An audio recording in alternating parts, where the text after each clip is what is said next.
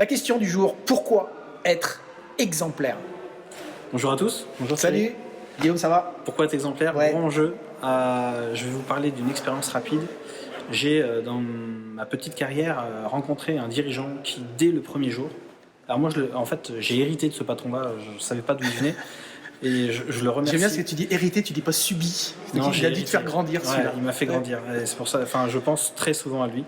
Parce qu'en fait, en 18 mois, il a permis de faire plus que ce que j'aurais pu faire en 10 ans.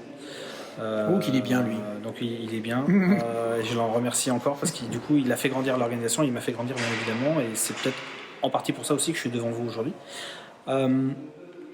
Son premier jour, il est arrivé, il a demandé une paire de chaussures de sécurité, un gilet jaune, les équipements de protection individuelle dont il pouvait avoir besoin lors de ses visites des différents sites sur lesquels il allait aller. C'est bon ça. Et la particularité, c'est que dès le deuxième jour, qu'il a quitté les bureaux, qu'il est allé sur les équipes opérationnelles, les rencontrer, c'était le premier dirigeant dans l'organisation qui arrivait équipé de la tête aux pieds et qui, par sa posture, en faisait un moyen d'exemplarité pour dire « Extraordinaire. Moi, ce que je veux, c'est qu'on soit là. Et je ne peux pas vous demander à vous, mes équipes, d'être là si moi, j'ai un comportement qui vous démontre que ça suffit et que ça me va bien. » C'est trop facile de cracher sur ces équipes en permanence en disant ouais, tu comprends, ils respectent pas les règles de sécurité, c'est des abrutis, ils respectent pas les procédures, ils font rien, on est encore en train de galérer, on a des problèmes sociaux. Ça fait 10 ans qu'on leur dit de mettre l'avant, ils les font pas. Mais en fait, il faut pas rêver. Hein. Les collaborateurs, ils appellent d'autres collaborateurs quand l'écosystème dans lequel ils travaillent est constructif. Et notamment, la RSE sont des vrais sujets de progrès d'organisation, mais ces sujets-là passent par la maîtrise de la qualité, par la maîtrise de l'environnement, par la maîtrise de la santé-sécurité, la partie sociale également. Mais la partie sociale, c'est un des éléments majeurs de l'évolution de la maturité d'une organisation. Donc là-dessus, si vous vous cantonnez à faire ce genre de choses et que vous exigez de vous-même d'avoir ce niveau d'exigence-là, vous ne pouvez pas demander à vos équipes d'être là. Oui. Vous aurez ça parce que vous faites ça. Exactement.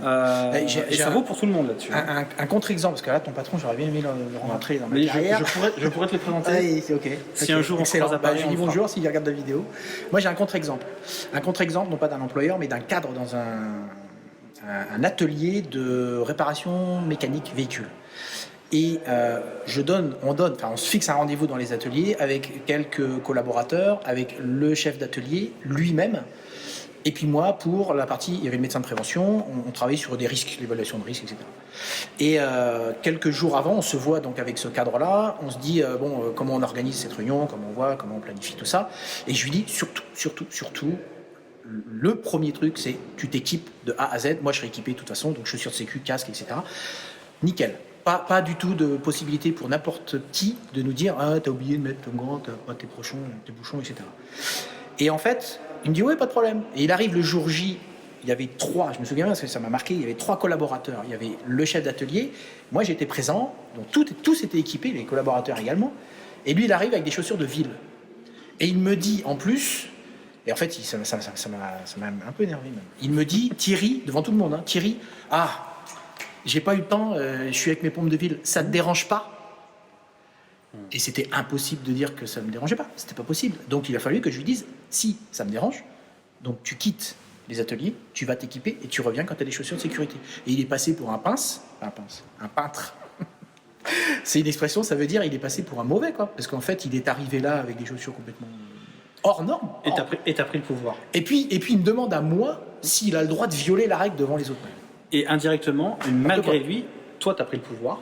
Ah bah attends, moi... Ouais, et lui, il a perdu sa position de leader-manager. C'est complètement décrédibilisé auprès des gars. Donc ça, c'est l'anti-exemplarité. Et on va rester sur l'exemple de Guillaume qui est bien plus percutant. On vous souhaite à tous de rencontrer des managers qui sont câblés comme ça, parce que pour l'organisation, c'est extraordinaire. Et puis pour vous, si vous êtes sur ces sujets de fonction support, parce que ça vaut pour tous les sujets de fonction support, RH, finance, achat et autres, quand vous tombez sur des managers exemplaires dans leur pratique avec des valeurs qui sont saines et qui permettent vraiment d'être dans une démarche constructive, utile, forte valeur ajoutée. Voilà, ça change tout. Ça marche.